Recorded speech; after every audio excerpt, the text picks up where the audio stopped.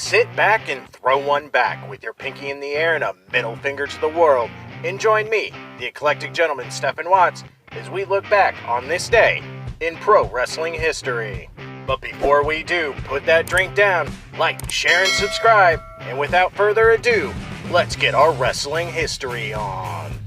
Ladies and gentlemen, boys and girls, children of all ages, it is May 8th, and we're going to start off as we always do on a positive note. That's right, these are your pro wrestling birthdays. We're going to start off with 3 Japanese wrestler birthdays. First, 1961, Akira Tao. 1969, Akibono. 1975, Cal Uno. Jumping over to England, 1976, Dean Ayas.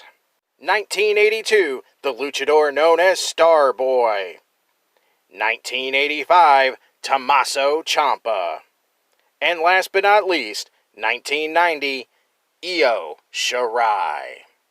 Of course, on the flip side of that coin, your pro wrestling deaths for May 8th.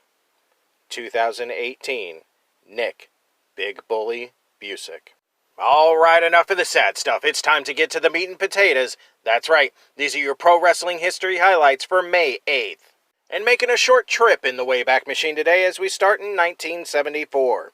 Jimmy and Johnny Valiant defeat Dean Ho and Tony Guerrera for the Worldwide Wrestling Federation Tag Team titles during a TV taping of All-Star Wrestling.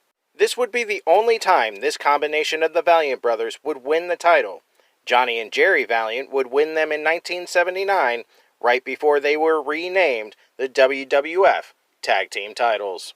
Staying in 1974, Antonio Inoki defeats Killer Karl Krupp and Seiji Sagagachi to win the first annual New Japan Pro Wrestling World League.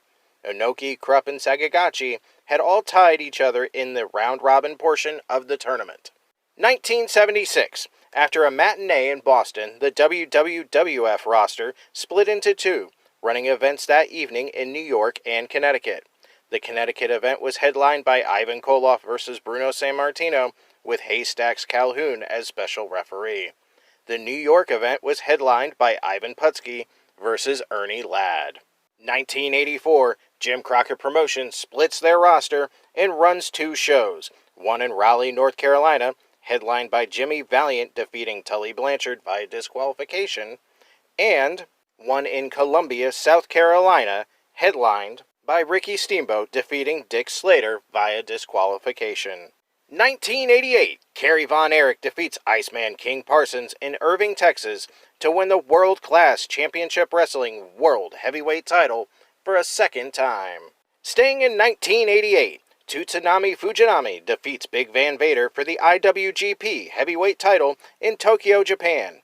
The title had been vacated by Antonio Inoki, who was the initial IWGP champion, after New Japan decided to make it a regular title, as opposed to a yearly tournament championship, which it had been since 1983. Moving into the 90s, 1990, the NWA World Championship is defended in Halifax, Nova Scotia for the first time in 6 years as Ric Flair defeats Road Warrior Hawk by DQ in 12 minutes. 1993, Wolfie D defeats Danny Davis in Memphis, Tennessee to win the USWA middleweight title, becoming the final champion in the belt's short 4-month existence. And last but not least, 1999, J.R. Smooth defeats Michael Hayes for the Memphis Power Pro Wrestling heavyweight title in Memphis, Tennessee. Those were your short but sweet pro wrestling history highlights for May 8th. I'm the eclectic gentleman Stephen Watts, and we'll see you tomorrow.